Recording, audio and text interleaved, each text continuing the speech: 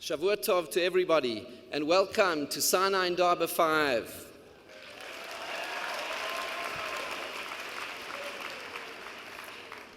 Welcome to all of the illustrious guests who have traveled from so far to be with us. Let's give a warm South African welcome to all of our guests, to Chief Rabbi David Lau, to Rabbi Mordechai Becher, to Saul Blinkoff, to Alex Clare, to Rabbi Grossman, to Rebbetzin Heller, to Rabbi Katz, to Miriam Kozman, to Jonathan Razel, to Rabbi Sheis Taub, Rabbi Dr. Tzvi Hirsch Weinreb, and Dr. Ephraim Zurov. Welcome to South Africa.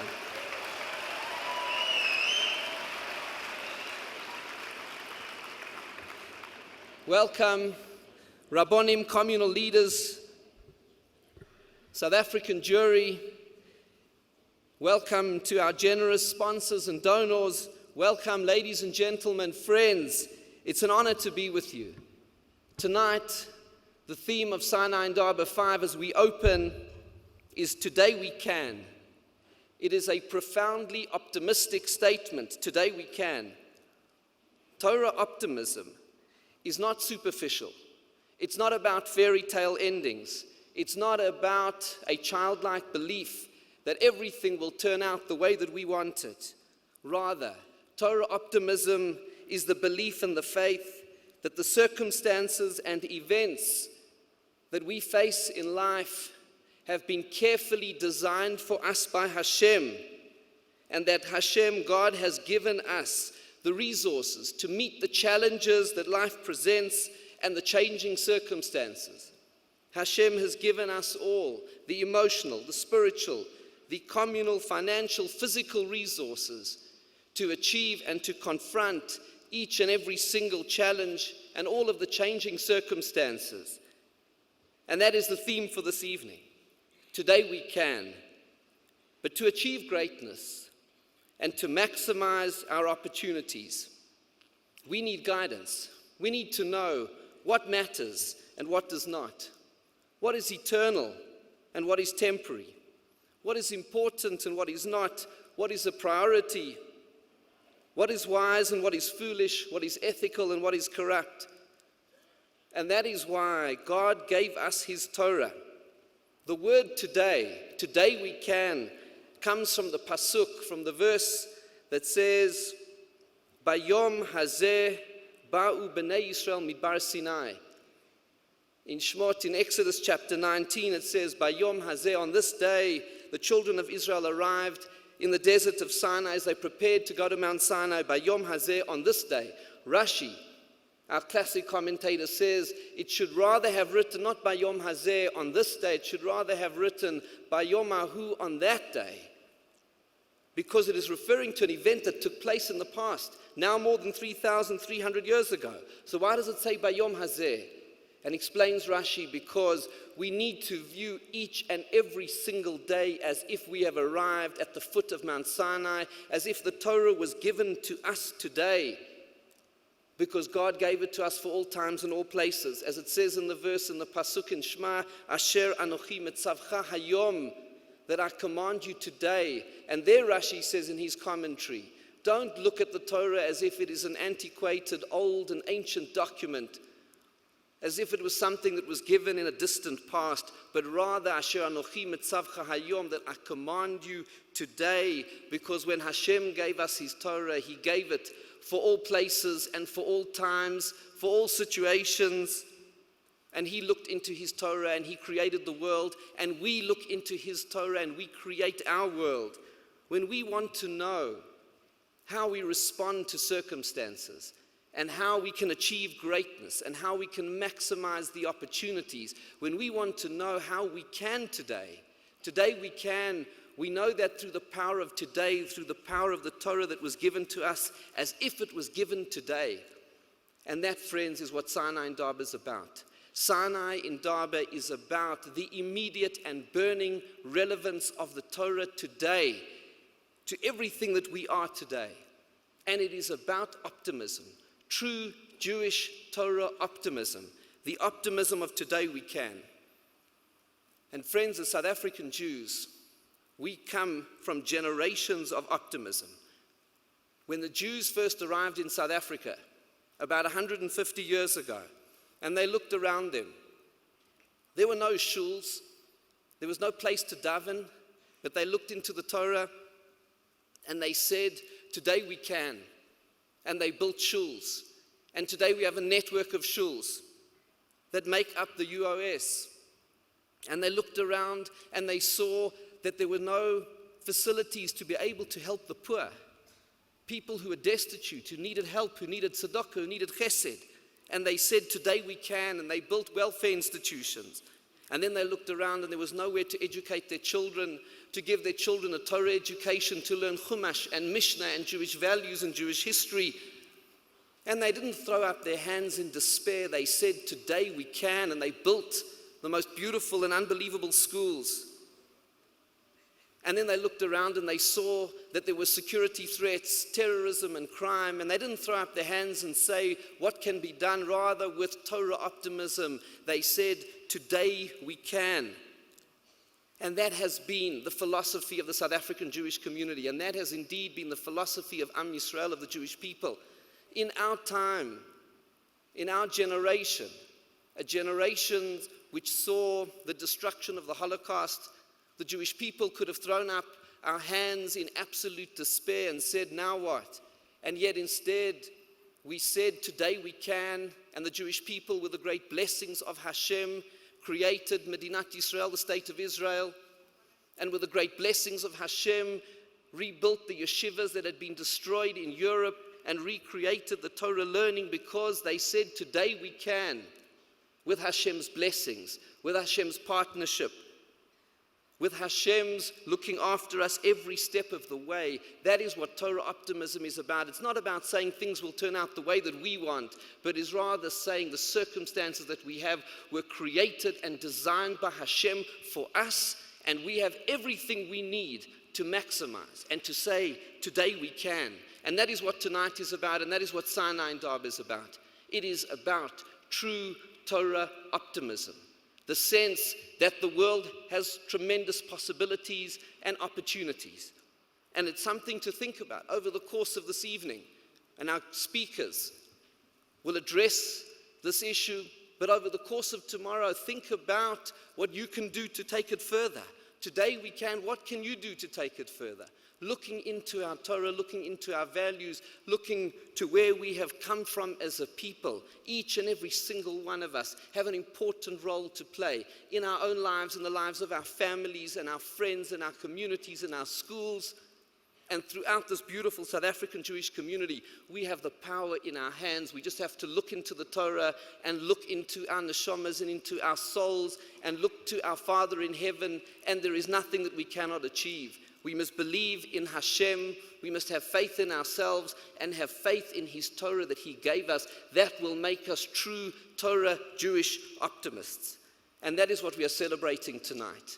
And so it is, of course, with great honor and pleasure that I open Sinai and Daba 5, Sinai and Daba 2015, and this.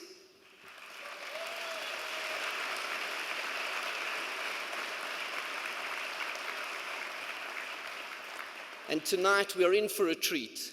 We are going to hear from a selection of our illustrious speakers who are all going to be addressing these issues and giving us a vision for today. And then, after hearing short messages from a number of our speakers, we will then be able to celebrate together with the beautiful music of Alex Clare and Jonathan Razel. And so there's so much that lies ahead in store for us tonight and for tomorrow. It is such a wonderful opportunity that Hashem has blessed our community with, and we thank Him for that. We thank Him for His great blessings that He has showered upon this community. And it is therefore with great pride and with great pleasure and with great gratitude that I open Sinai and Daba 5 and begin by calling upon Chief Rabbi David Lau to begin the messages from our speakers. We welcome Chief Rabbi Lau to South Africa. He represents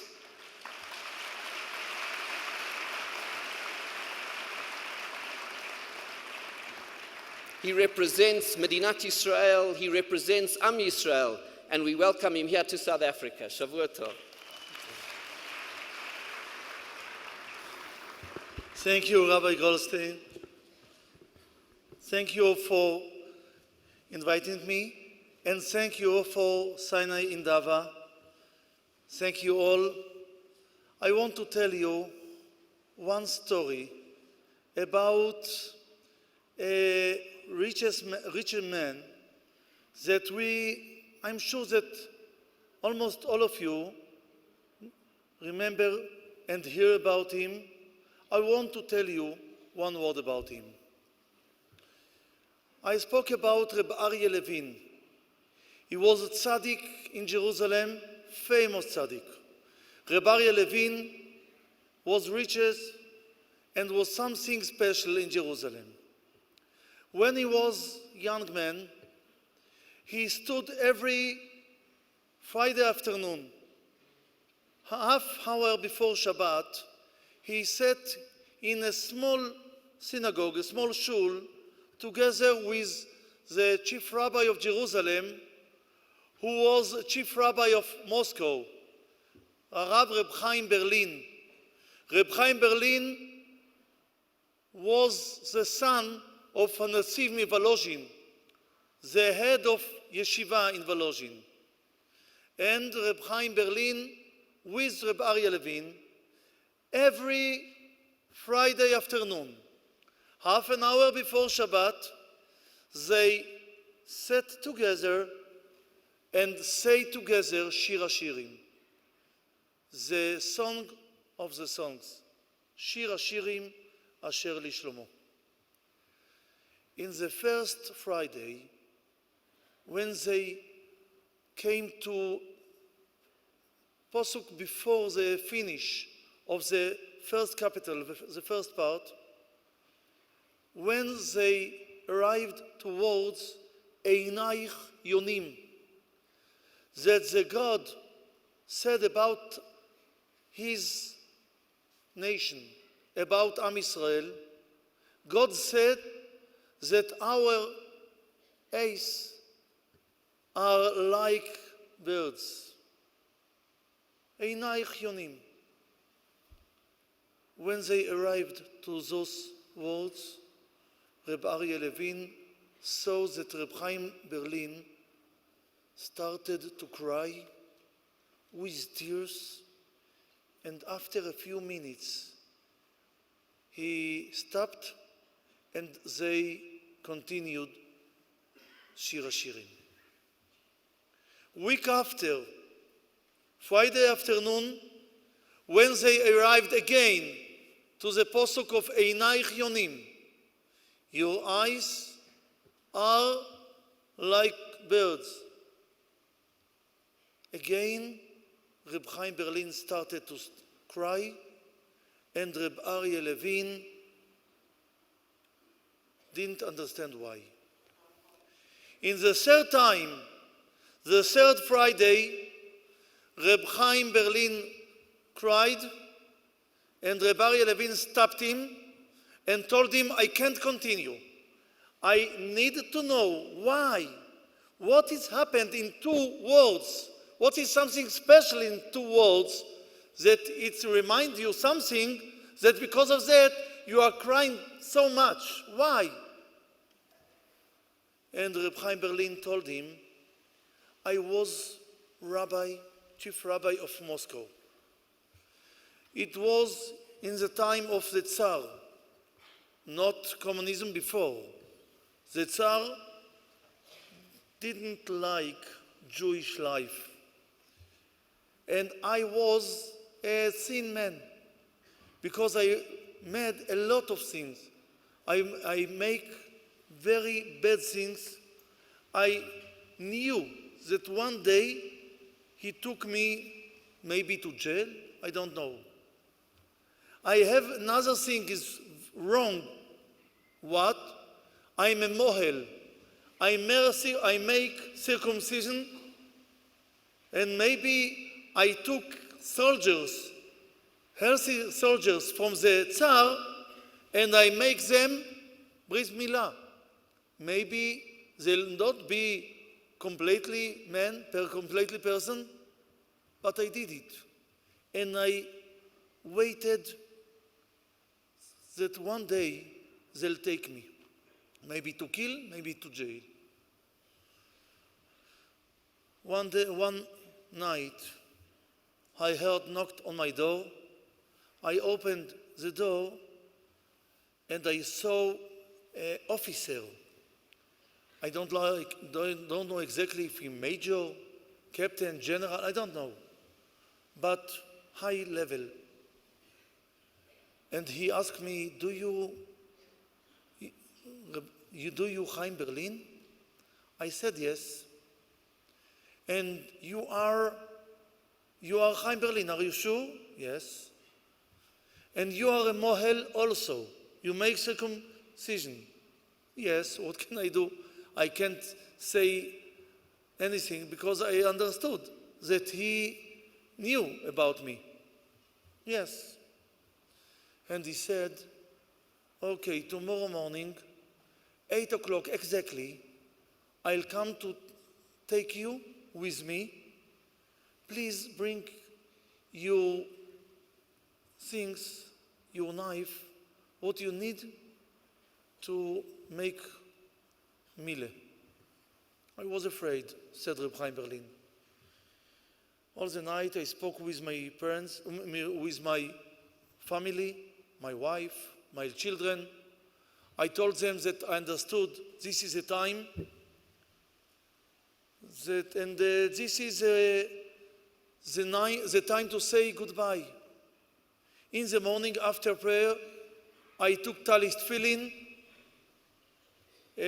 things for mile and the Gemara, and I'm waiting till 8 o'clock exactly. I heard knock and I saw the officer in the door. The officer took me without any word. We went, he took me in something like car. We went out from the city. I was afraid. I said Tehillim. I didn't know. He would take me, I don't know for who, for where, I don't know. But he took me to a big house in the forest, and in the second floor, he showed me a woman with a little baby. And he said, this is his 8 days. So he needs mile. Please make it. I was a mohel, I was a sandek, I was a rabbi, I was all the things, and I gave instruction to mother. I'll turn back to my home. My wife was surprised. And after that, I waited. And day after, he came and told me, I want to pay you. I said, I don't want money, I want to understand. Why you did mile to your child? You are a Jew, no? And he said, no, I'm not a Jew. Oh, I was afraid. I was shocked. But maybe your wife is a Jew? No, we are soldiers of the Tsar. I was shocked. And I asked him, so why did you take me to do it? And he said, my parents and parents of my wife are Jews. I smiled. So you and your wife are Jews? No, we don't. We are soldiers of the Tsar. We are son and daughter of the Tsar. I hope one day to sacrifice myself to Tsar. So why did you take me to do something to bring mile to your son? And he said, I don't know. Maybe one day, maybe, I try to educate my child to be good, very good soldier of the Tsar, maybe to sacrifice himself. But if he wanted to think about another way, I must do something that he'll know what is his parents' way.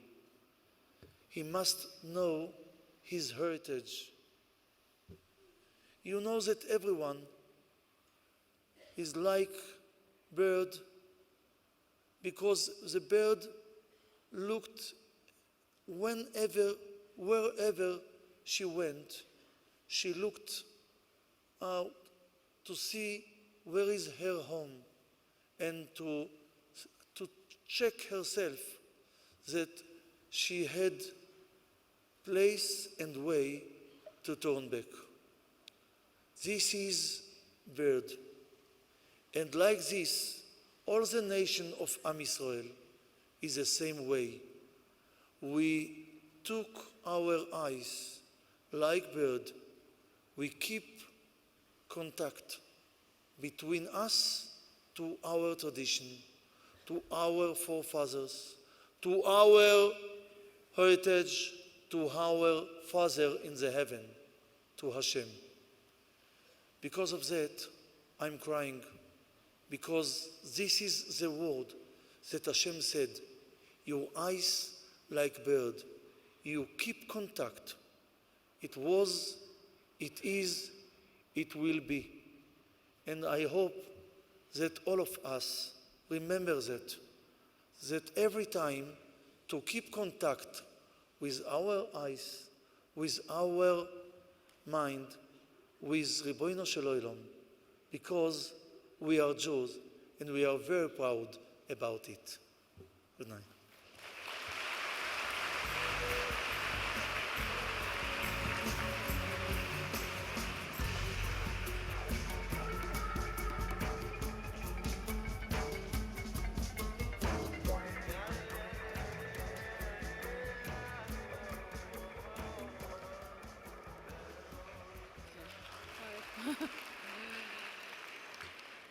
I can't even tell you what a pleasure it is to be here tonight.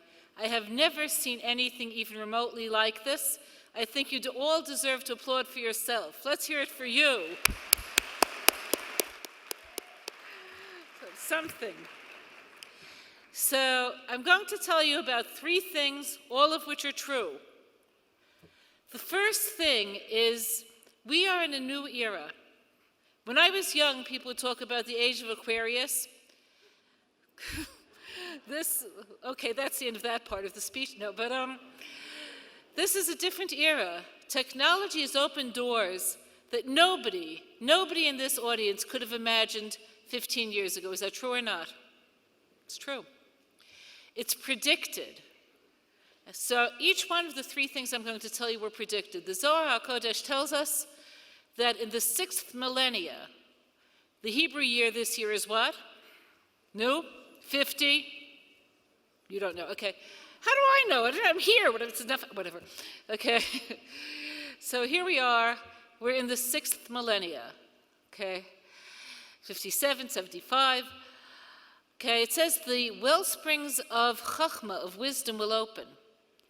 More has been discovered in the last 50 years, arguably, than have been discovered in the previous 1,000 years. Incredible things have happened. The question is why, and what is it supposed to tell us? So one fact we know is that the well springs are open. Next thing. The next thing that we know this experientially, as well as knowing it from the Torah's sources. One of the very famous commentators, the Or Chaim, speaks about this. The darker the concealment, the more brilliant the light is if you go to the trouble of lighting a match. So what that means in a spiritual sense is that the enormous concealment of God's presence that's an inherent part of our lives today is something purposeful. We're meant to create light in the midst of that darkness. And we have a pattern for this, which is the second thing I'm telling you. When our ancestors were in Egypt, we might have romanticized pictures of what it was. It was like being in a concentration camp for the last 86 years. They were there 210 years. The last 86 years was beyond anything we could possibly describe. They fell. The suffering, the despair, they almost reached the very bottom. And in fact, to use the words of the Talmud, there are 49 levels of spiritual defilement, which means you could take every possibility and ruin it within yourself. Let it shrivel. Let it die. Kindness, courage, they were dead. There were only 3 things that held them together. They didn't change their names. They didn't change their language. They didn't change their clothing. None of those things are mitzvot. But you know what it showed about them? They weren't who they wanted to be, but they knew who they wanted to be. Today we don't even have these 3, and this was predicted. The reason why they didn't sink all the way down to the irredeemable bottom was that God doesn't give anybody a test they can't pass. They didn't have the tools to pull themselves up. They had no Torah, they had no information, they had no roadmap. So they were in a jungle and they had no map, but they knew who they wanted to be. They got out. They got out through miracles. And the reason why God did miracles is because miracles have the capacity to break through something, to get you to the place of yes. Of these 3 things, the only thing we still have today, for the most part, are our names. How many of you know your Jewish names? Let's hear. Good for you. Good for you. And even if you use them once in a while, it still shows that you have some relationship to your core, to who you at least want to be. So here we are, we have a Torah, we have the map, so parallelly, we have greater darkness than we ever had before. So I want to tell you what the 50th level of defilement is. You might think it's cruelty or dishonesty. It's not. It's apathy. The enemy that we face today is apathy. And correspondingly, we see miracles that nobody have ever seen before. So we have miracles, apathy, and they fight for our identity.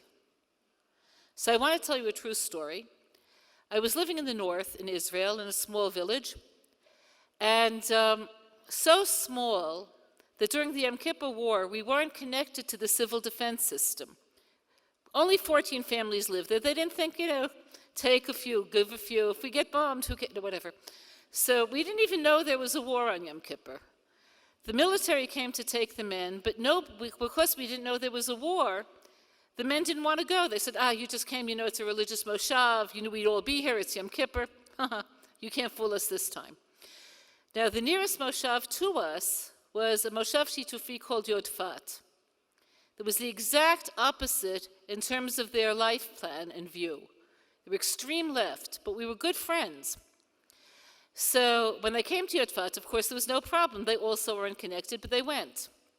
So the reason I'm telling you this is that the army then had a policy that men who are fighting could only fight 3 days consecutively, and then they're sent for a little break.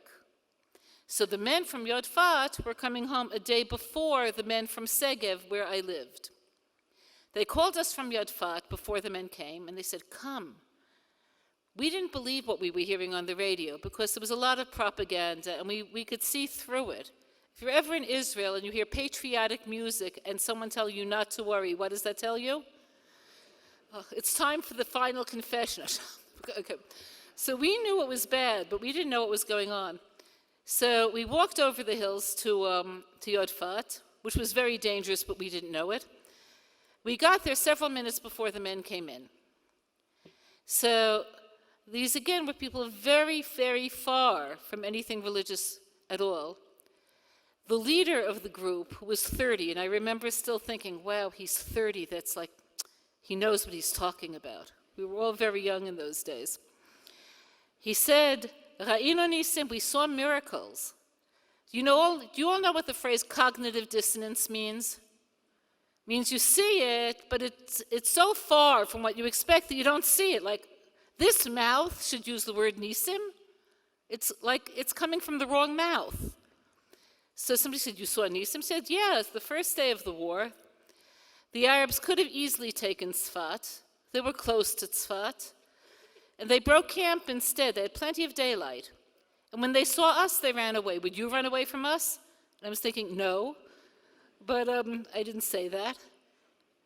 And we were all there. Everyone. The people were most skeptical because nobody could doubt his accounting for it. But I want to tell you what happened next. I saw the moment where apathy would set in. The woman whose house it was, very appropriately, asked the soldiers, do you want coffee? They said yes. Then she got into milk, sugar, and they said milk, and then, oh, wait, no, there is no milk. They didn't deliver, which led to what? If Tnuva can't deliver milk and we're fighting, oh, forget it. Like, I saw the moment go. The moment of regaining a picture of what we're here for, seeing God's hand in your life, it went. Not because anyone did anything wrong. There were around, I'd say, maybe 60 people jammed into that room. How many people do you think changed their lives in any way? And remember, everyone believed that he had seen miracles. How many people do you think? 2. That's all. And I wasn't one of them. I was religious before and I stayed religious. 2 of the people made changes in their lives, but everybody else fell back into, why didn't they deliver the milk? And it's a terrible trap.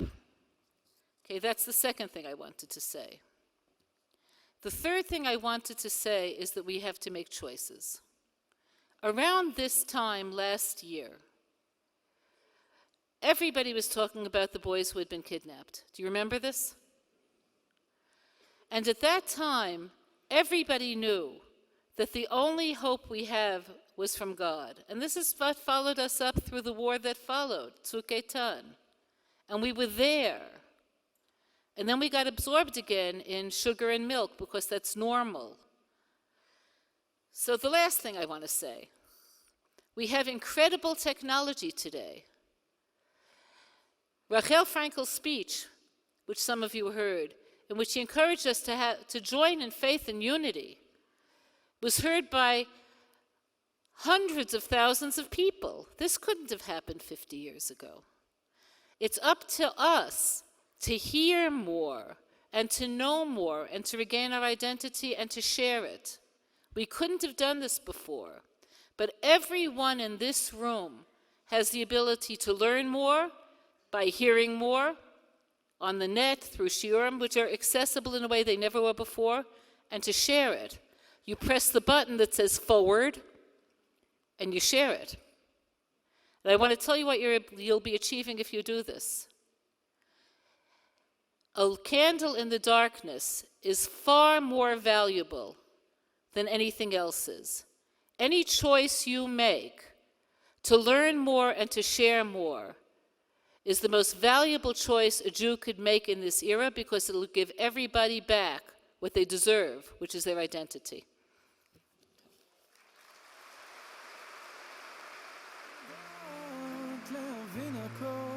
כי רק אתה יכול לתת לי את הדעת, לשנות ולשפר ולתקן. הניסיון הזה הוא לא פשוט כזה, הוא רק נראה תמים, נחת על הימים.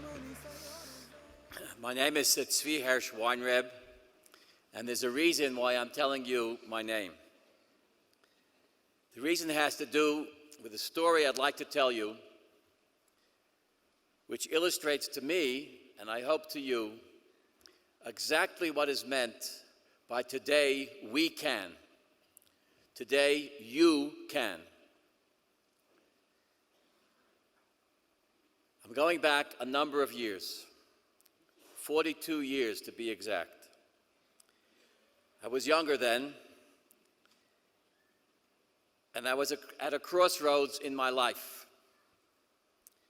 I had just finished my doctorate in psychology.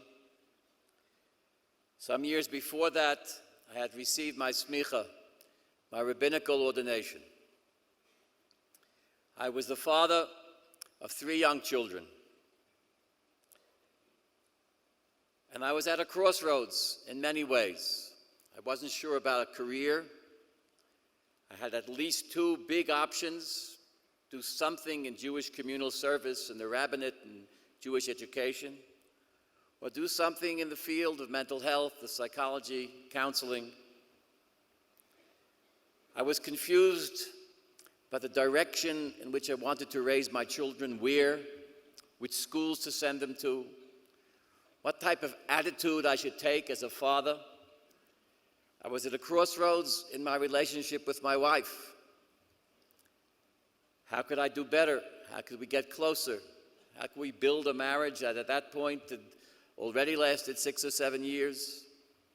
How could we make it into a marriage that would last 50 or 60 years? And I also had doubts about faith, doubts about religion, the age-old question of why do bad things happen to good people plagued me, not in a philosophical way, but in a very deep personal way. And I didn't know to whom to turn to get direction, to get guidance, to get answers. I had a friend, since passed away. His name was Naftali Berg, may his memory be blessed. And he encouraged me to seek out the counsel of his Rebbe, his Hasidic Rebbe, because he was a Chassid. He was a Chassid of the Lubavitcher Rebbe, the master of Chabad, Rabbi Menachem Mendel Schneerson, whose 21st yahrzeit was today, the 3rd day of Tammuz, and who knew a lot about today we can, because he accomplished arguably more than any single Jew accomplished in the years post-Holocaust. And my friend Naftali urged me to seek out the guidance of the great Lubavitcher Rebbe. But I was reluctant to do so. I was not a follower of any Hasidic Rebbe. I was, and maybe still am, a bit of a skeptic. I don't like taking advice from other people. I like to make my own decisions, but here I was just confounded, confused. I just didn't know where to turn. So he told me that at that point in time, the Rebbe was receiving occasionally telephone calls. You didn't have to go. We were living then in Maryland. You didn't have to go all the way driving to New York to see the Rebbe in Brooklyn. You could call him by phone several nights a week, but his hours were his hours, from 11 p.m. to 2 a.m. Call him then, Naftali urged me. So one night I decided to do it. I was confused, possibly to the point of depression. So almost out of desperation, I called him up. His secretary answered the phone and asked me, the whole conversation took place in Yiddish, but I'll tell it over to you only in English. In Yiddish, it's a little more poignant. The secretary answered the phone and said, "Who is speaking? Who's on the line?" And I had decided I wasn't going to tell him my name. I would tell him my problems, but I didn't want to identify myself. So I said, "A Jew from Maryland." That's where we were living. A Jew from Maryland. So he said, "All right, fine, a Jew from Maryland. What do you want?" So I told him what I just told you, maybe a little more elaborately. My problems, my questions, my religious doubts, my personal doubts, my career choices, my role as a parent, my role as a husband, my role as a son. My parents were still alive then. The Rebbe was in the background, and I could hear his voice clearly. I can still hear it now. The Rebbe said, "Who's speaking?" And the secretary said, "He says he's a Jew from Maryland." So the Rebbe said, "Fine. What does he want?" So the secretary repeated briefly what he wants. So the Rebbe said, remember, my name is Tzvi Hersh Weinreb. I am a psychologist, and I try to be a Torah scholar. The Rebbe didn't know that. He didn't know who was calling. He only knew that a Jew from Maryland was calling. And so, the Rebbe said, well, if that's the case, tell this Jew from Maryland that he should speak to a young man in Maryland named Weinreb.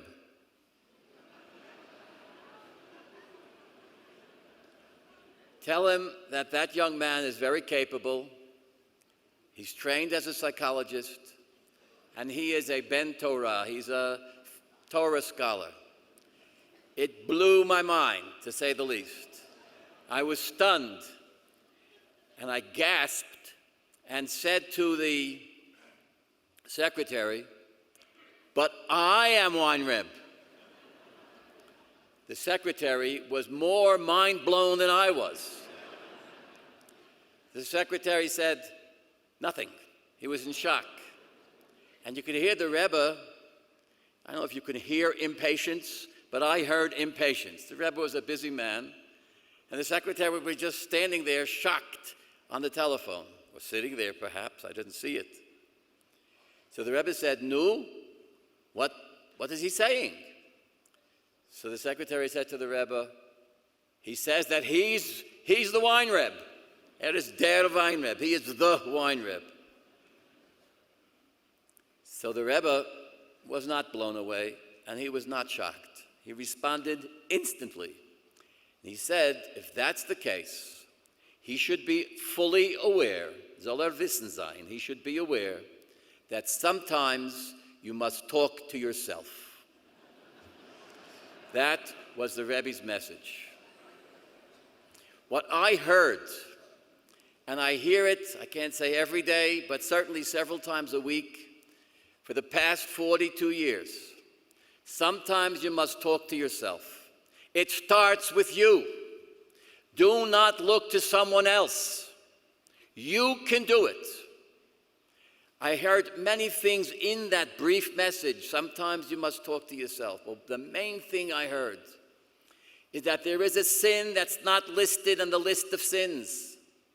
It's the sin of false modesty. It's the sin of thinking, who am I? Just old Heshi Weinreb. I can't change the world. I can't accomplish much. I'm not wealthy. I'm not brilliant. It's false modesty. And that false modesty frustrates the mission of every Jew. Every Jew has the mission of being a light unto the nations. Every Jew has the mission of mastering the entire Torah. Every Jew has the mission of caring for every sick person and every poverty-stricken person in the world. That's the mission of the Jewish people. But what's in our way is false modesty. And the Rebbe was teaching me then, with all your problems, philosophical problems, career problems, family problems, etc., the answer lies within you.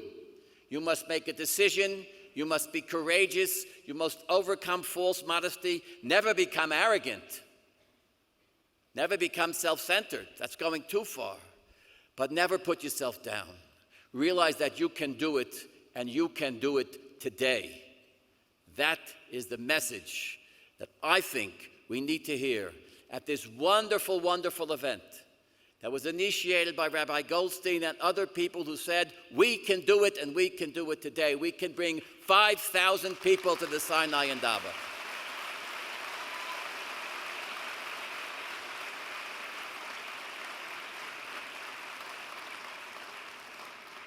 And all I can say is, we can do and we must do much more. But the lesson is, we can do it, we must do it, and we can do it beginning today. Thank you, and Shavua Tov.